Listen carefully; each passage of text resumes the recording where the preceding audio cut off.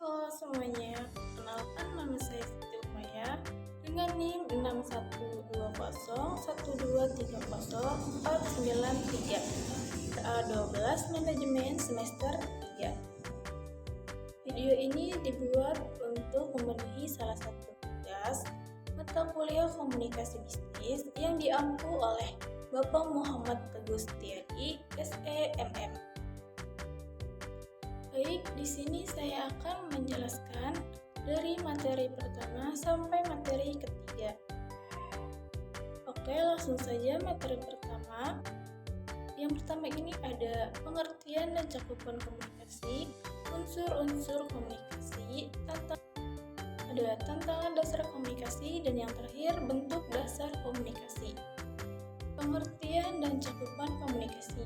Komunikasi bisnis dapat diartikan sebagai proses penyampaian informasi atau pesan bisnis yang dilakukan dalam konteks operasional strategis organisasi.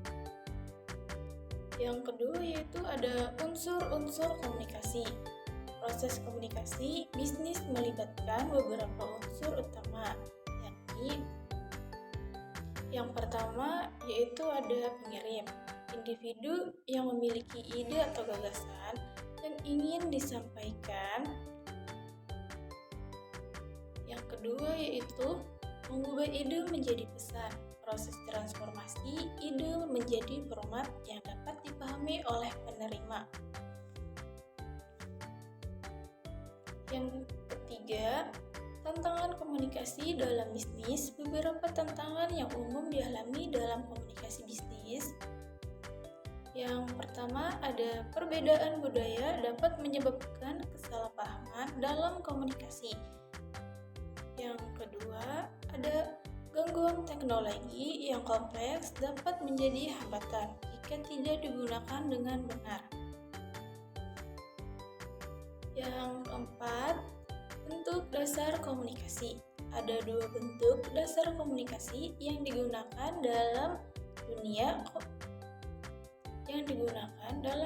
bisnis. Yang pertama, ada komunikasi verbal, melibatkan penyampaian informasi bahasa lisan atau tulisan. Yang kedua, ada komunikasi nonverbal, menggunakan simbol-simbol, sinyal-sinyal, perilaku, atau tindakan untuk menyampaikan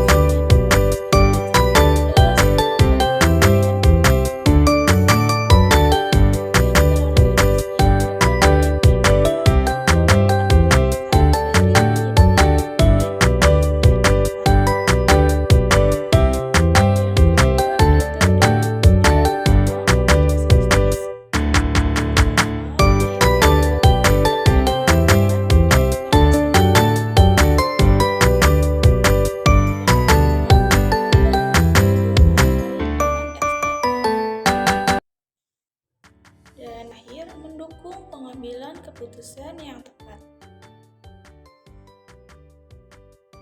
Yang ketiga, memanfaatkan teknologi komunikasi untuk mempercepat proses komunikasi tanpa mengorbankan kejelasan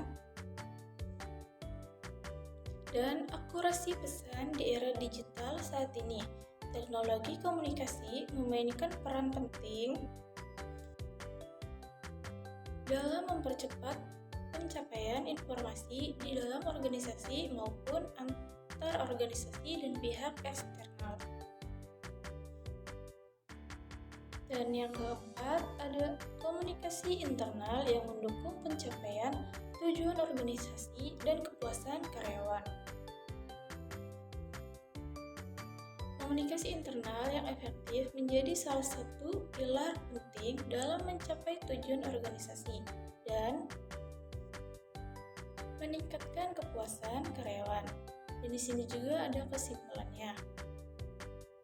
Kesimpulannya, dalam komunikasi bisnis menegaskan bahwa komunikasi yang efektif adalah inti dari kesuksesan operasional dan hubungan dalam sebuah organisasi.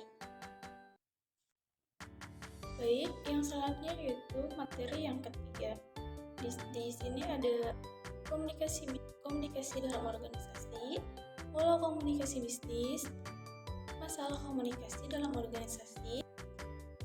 Yang pertama, pengertian komunikasi. Dalam organisasi, komunikasi dalam organisasi adalah proses pertukaran informasi dan ide antar anggota organisasi untuk mencapai tujuan bersama.